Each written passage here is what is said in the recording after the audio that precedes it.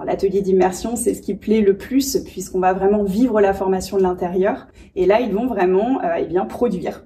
Donc généralement, on leur fait faire un millefeuille ou une quiche lorraine pour débuter.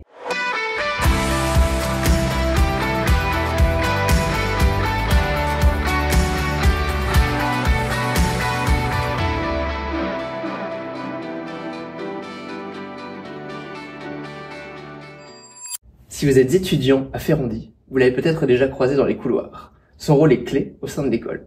Elle est en charge du recrutement et des mises en relation avec les entreprises. Bonjour Sarah Proust. Bonjour Maxime Blo. Moi je fais partie de ceux qui t'ont croisé beaucoup de fois, mais j'ai jamais eu l'occasion d'échanger, d'approfondir avec toi. Donc je suis très content d'avoir cet entretien. En plus, bon, je crois que ça se voit, mais on est dans l'école, c'était facile, on avait un beau lieu pour nous accueillir. On va rentrer tout de suite dans le détail, mais j'aimerais bien qu'on comprenne un peu mieux aussi toi qui tu es, Sarah, le parcours que tu as eu pour arriver jusqu'ici. Très bien. Eh bien, effectivement, j'ai un parcours dans l'hôtellerie-restauration de plus de 15 ans, plutôt sur des domaines liés au commercial et à la relation client, toujours. C'est toujours ce qui m'a inspiré et ce qui m'a donné envie de ces métiers. La passion pour le client, pour la satisfaction, pour le bienfait, pour les beaux établissements également.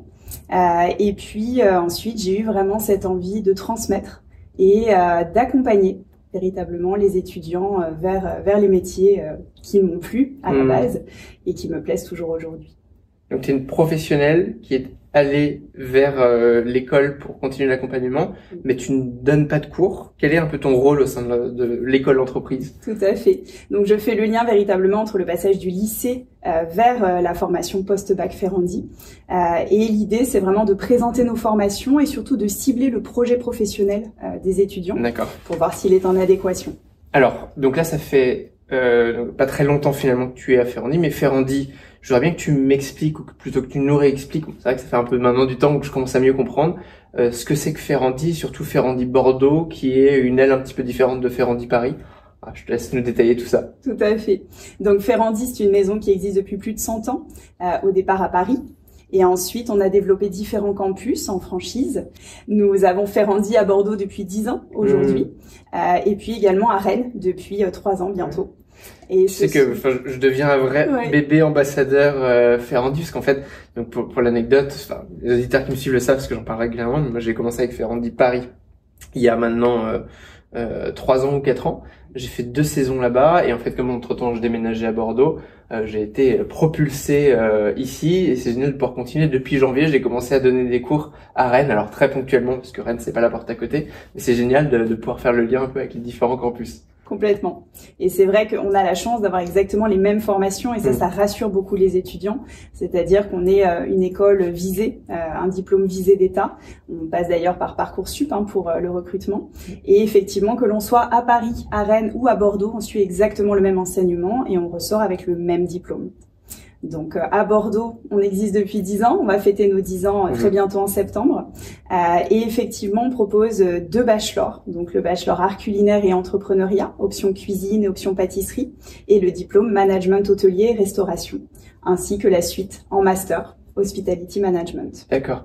Donc pour bien comprendre, tu commences juste après le bac, bac plus 1, et tu vas jusqu'à bac plus 5. Exactement. Avec des spécialités hôtellerie, hébergement, et des spécialités restauration. Comment c'est découpé un peu à Ferrandi?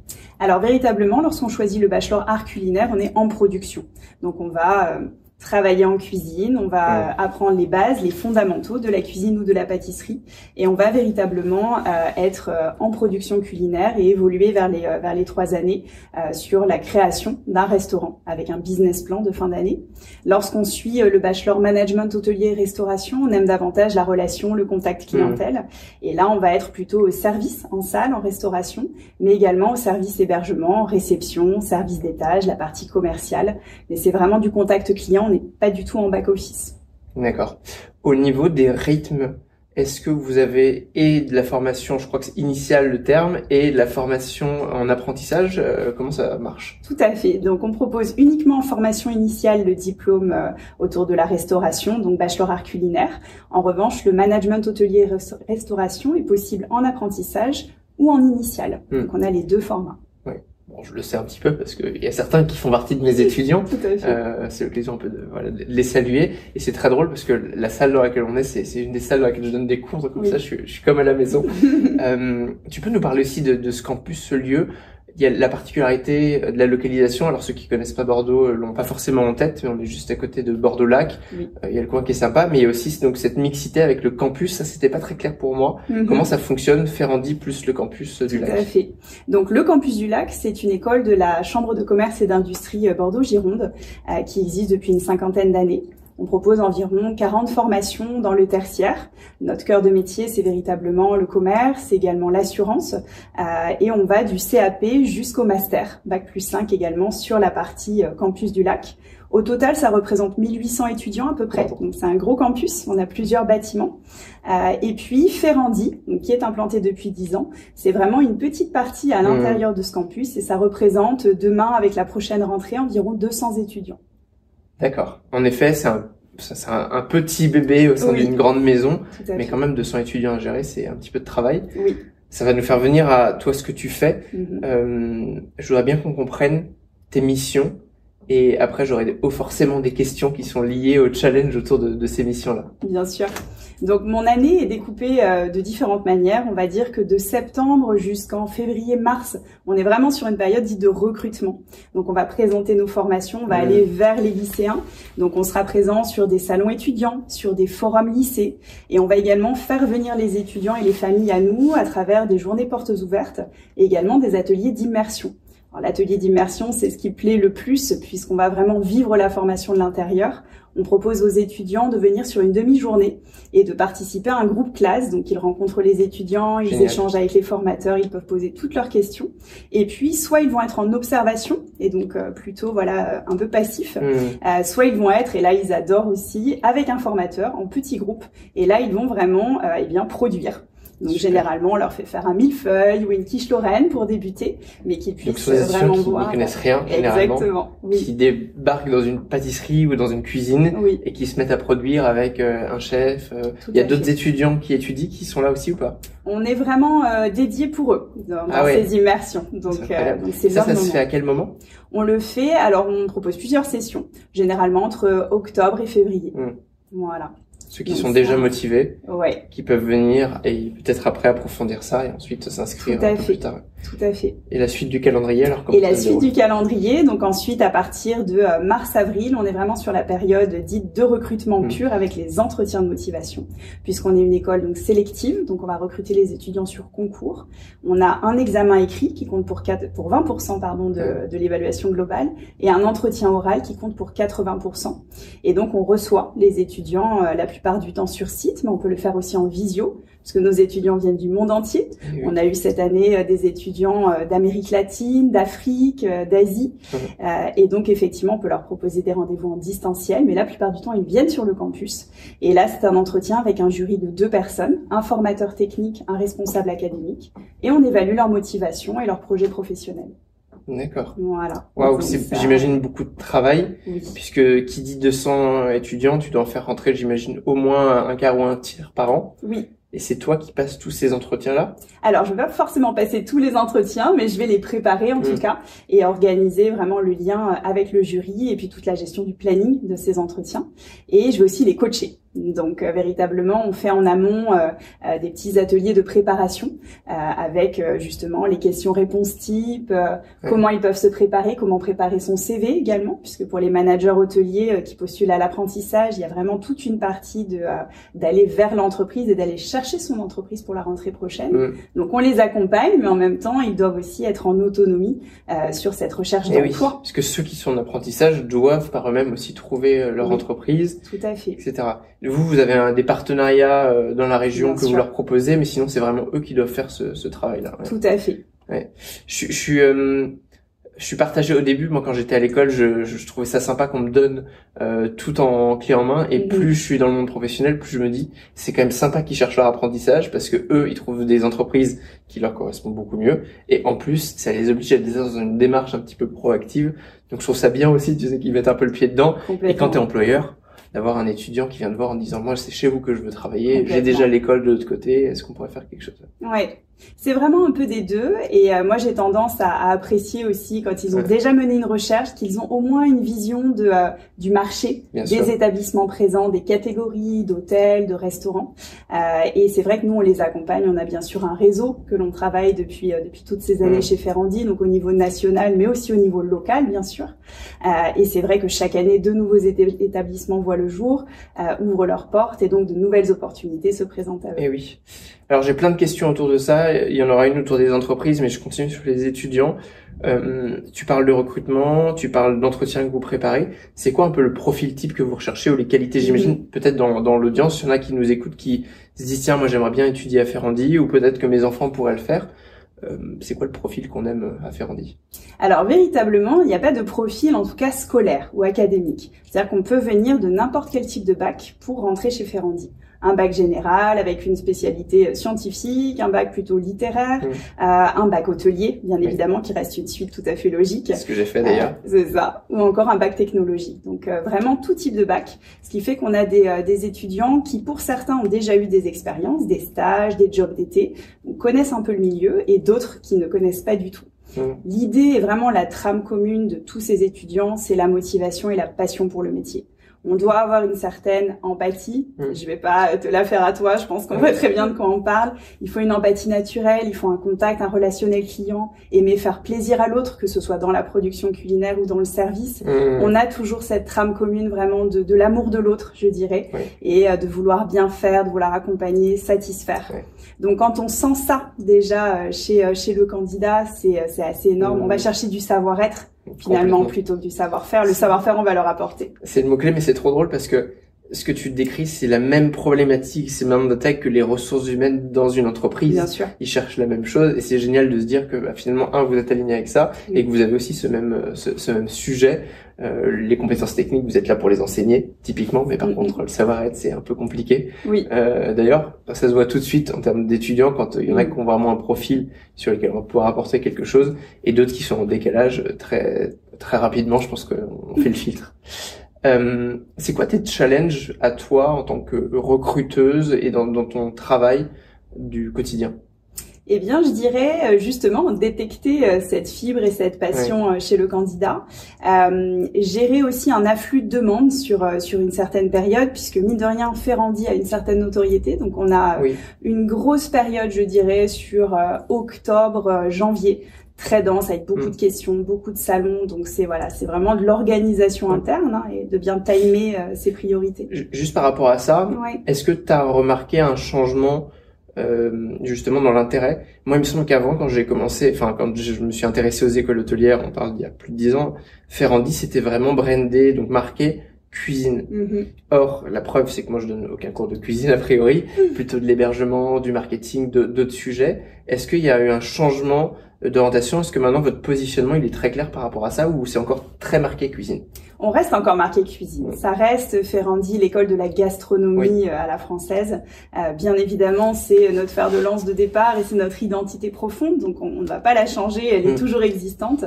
On est venu ensuite vers les métiers de l'hôtellerie puisque c'est complètement lié et c'est complètement logique. Donc, on est de plus en plus reconnu comme école hôtelière et on a aussi beaucoup de demandes sur le management hôtelier. Et on l'a vu, on a lancé le diplôme management hôtellerie restauration en 2023. C'est tout récent, on est sur notre première cuvée, je dirais, cette année.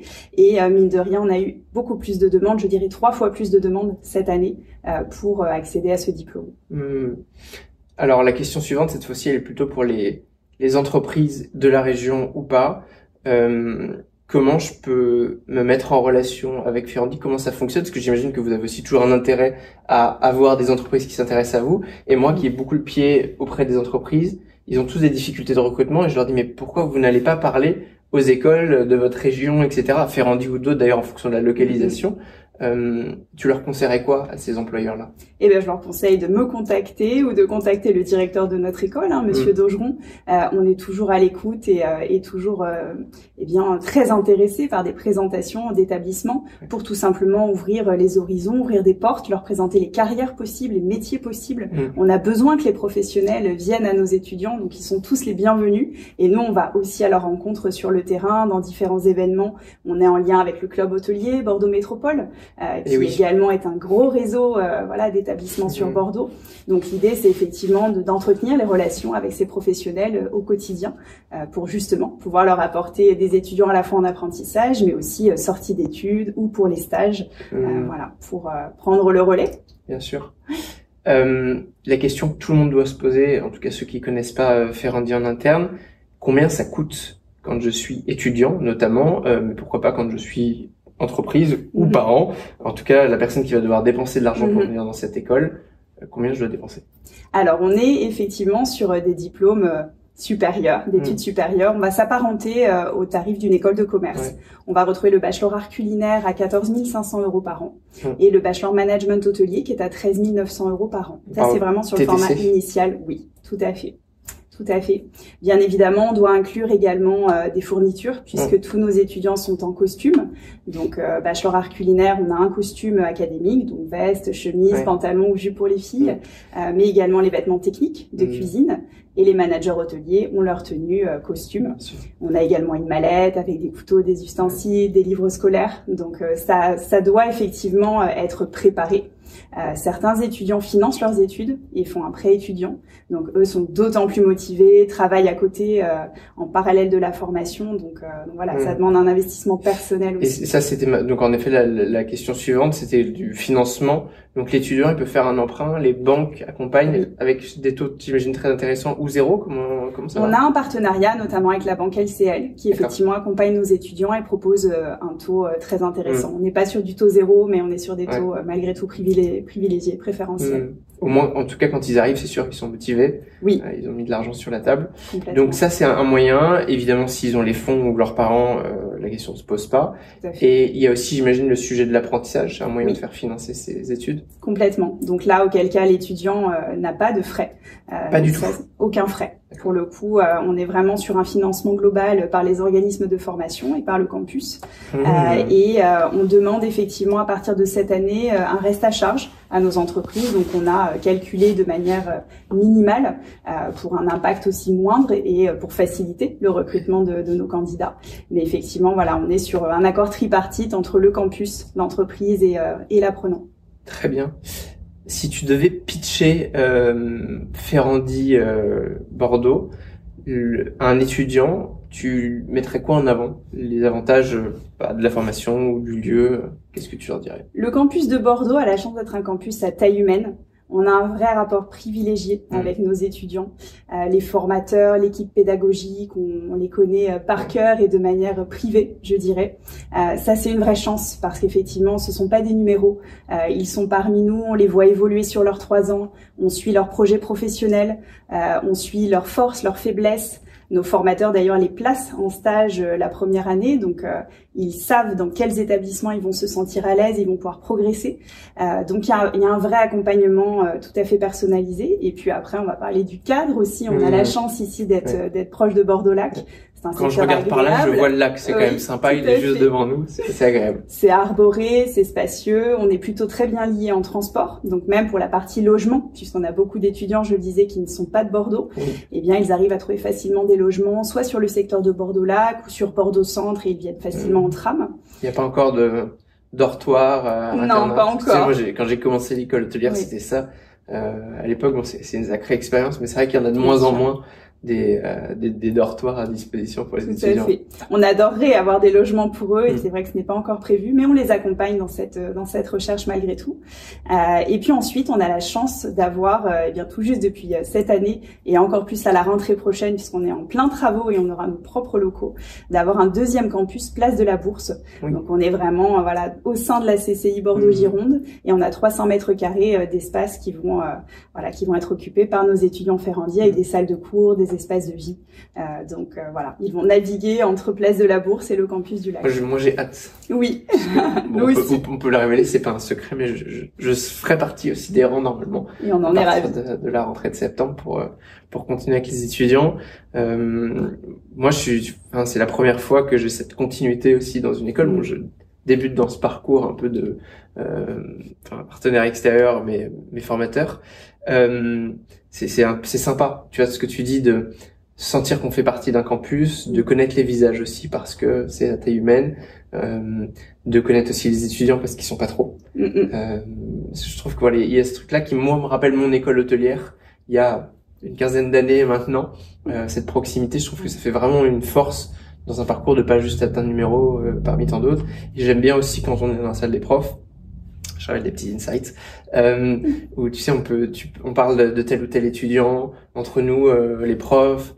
On fait des suivis, des choses positives ou négatives, mais qui permettent vraiment, tu vois, que tout le monde sache ce qui se passe. Et voilà, je vous le dis à vous les étudiants, oui, les professeurs se parlent et nous savons ce qui se passe partout.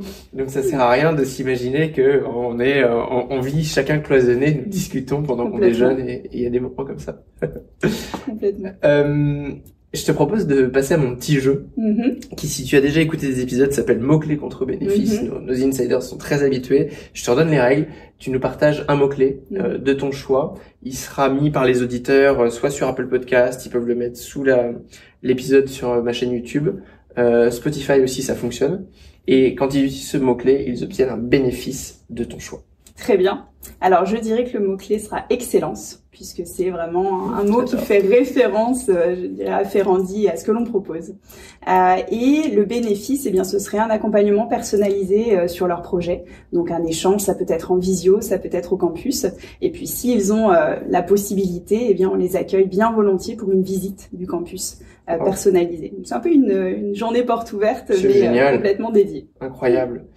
Au moment où cet épisode sort, on est donc en mois de juin, comment est-ce que vous êtes par rapport à la rentrée 2024-2025 ? Est-ce qu'il est encore temps de candidater et auquel cas, comment faire ? Alors, on est déjà dans une phase avancée du recrutement puisque les résultats Parcoursup sont sortis la semaine dernière, tout juste. Donc là, on est plutôt dans une phase où les étudiants sont admis, du moins les candidats sont admis et doivent décider de quel vœu ils valident. Donc on fait un remplissage de nos classes finalement au jour le jour aujourd'hui puisque certains sont sur liste d'attente, attendent leur place. Donc là, j'ai une grosse phase d'accompagnement de ces candidats pour les rassurer aussi sur leur positionnement dans la liste et leur dire si oui ou non ils ont une chance d'intégrer notre campus.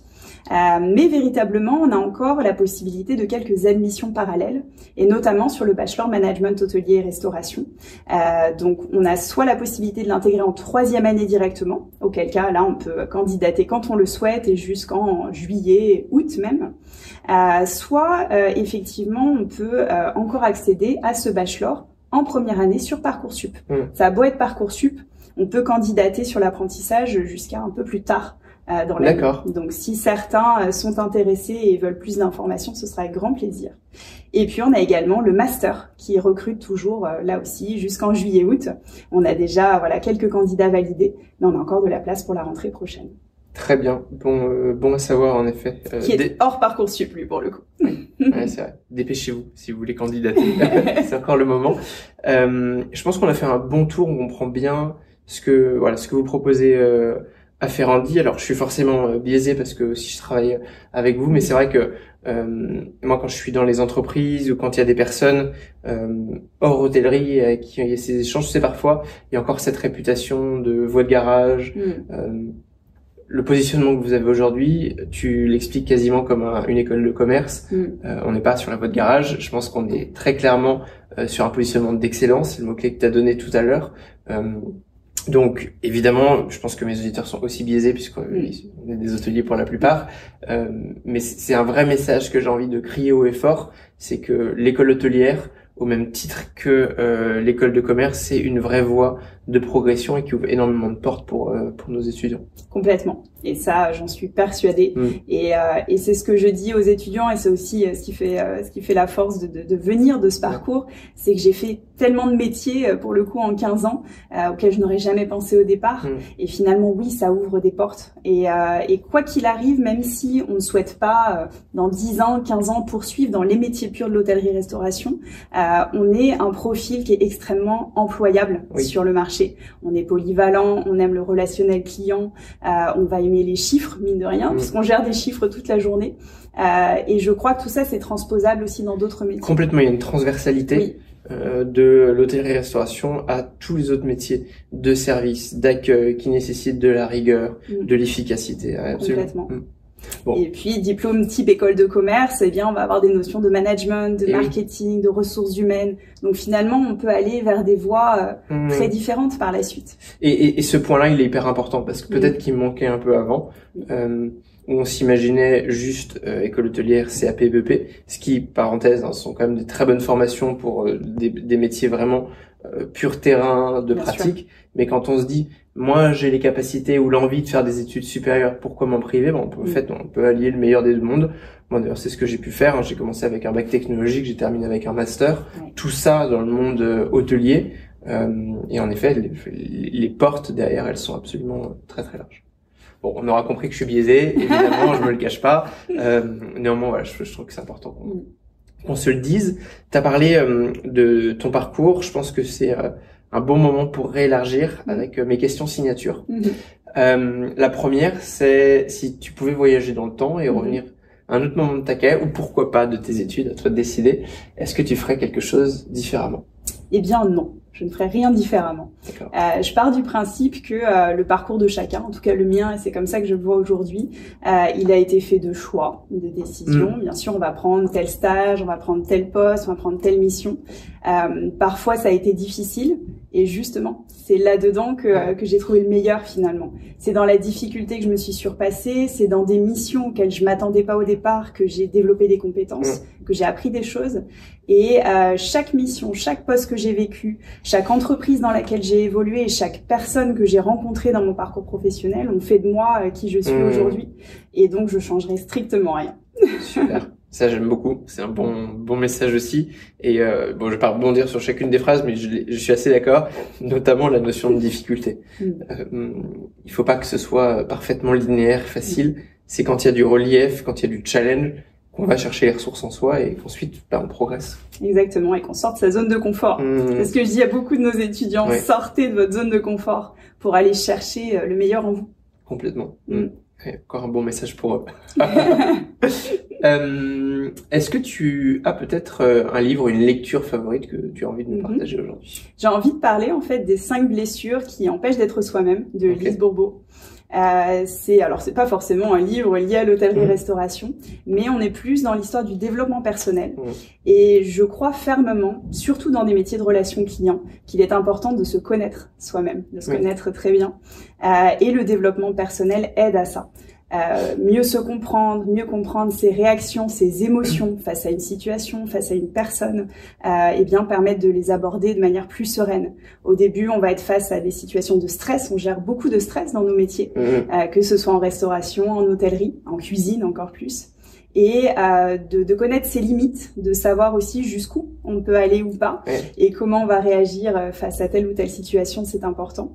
Et puis de connaître aussi un peu les personnalités des uns et des autres en fonction juste d'un petit échange qu'on peut avoir avec un client, en quelques mots, sa manière d'être dans l'observation et dans l'écoute active, eh bien on va savoir réagir aussi face à lui. Et je crois que c'est très important de faire ce développement personnel aussi pour être le meilleur professionnel possible dans nos métiers. Complètement. C'est un bon parallèle à l'éducation traditionnelle d'apporter cette notion de développement personnel. J'ai créé très récemment une bibliothèque de mes invités, qui est une bibliothèque en ligne. Donc j'ajouterai ton livre, il n'existe pas dans mes bibliothèques. Elle est accessible dans la description du podcast. Et il suffit de s'inscrire pour avoir tous les livres de mes invités. Il y en a plus d'une centaine. Avec toi, je pense qu'on doit être à 104, 105 maintenant. Donc c'est génial d'apporter ça. Très clairement, il y a beaucoup d'apprentissage dans les livres et ce serait dommage de s'en priver. Oui. Est-ce que tu as, dans cette veine ou une autre, une citation favorite? Eh bien, je dirais « Ce qui ne te tue pas te rend plus fort ». Encore une fois, on parlait de difficultés tout à l'heure. Je crois que véritablement, il faut prendre chaque épreuve, chaque difficulté. Et je le dis beaucoup à nos apprentis en ce moment, puisque ils se lancent pour certains dans leur première expérience professionnelle. Ils font face forcément à des difficultés. Ce n'est pas un long fleuve tranquille, l'apprentissage et la vie en entreprise. Et on essaie de les conforter, de les rassurer sur le fait qu'ils vont en connaître d'autres et que justement, d'arriver à se dépasser, se surpasser là-dessus, eh bien, les rendra plus forts et mieux préparés à la suite. Et ça leur permettra aussi, eh bien, plus tard, de devenir de bons professionnels pour savoir recruter leurs futurs apprentis. Et j'ai tendance à leur dire beaucoup et de plus en plus, sois aujourd'hui l'apprenti que tu voudrais recruter demain. Et je crois que ça les marque, Ça, on pourrait l'écrire sur les murs. Je l'aime beaucoup. Plus encore que la citation Nietzsche. Là, il y a vraiment un message très très fort. Je suis d'accord. Après toi, pour nous parler de tous ces sujets, qui est-ce que tu aimerais voir et entendre sur Hospitality Insiders? Eh bien, j'aimerais beaucoup inviter un certain Bruno Camissarti, qui est aujourd'hui gérant de 8 hôtels sur Bordeaux, dont certains dont il est propriétaire. C'est un ancien patron. J'ai appris beaucoup avec lui, et c'est une personne pour qui j'aimerais aussi, lier le campus à son expertise, et qu'il puisse également venir, donner son expérience aux étudiants. Il est particulièrement expert dans la gestion vraiment d'un hôtel au niveau financier, puisqu'effectivement ce sont de lourds investissements que de gérer un établissement hôtelier. C'est des surprises au quotidien, c'est de la gestion technique, c'est de la gestion humaine, on le sait.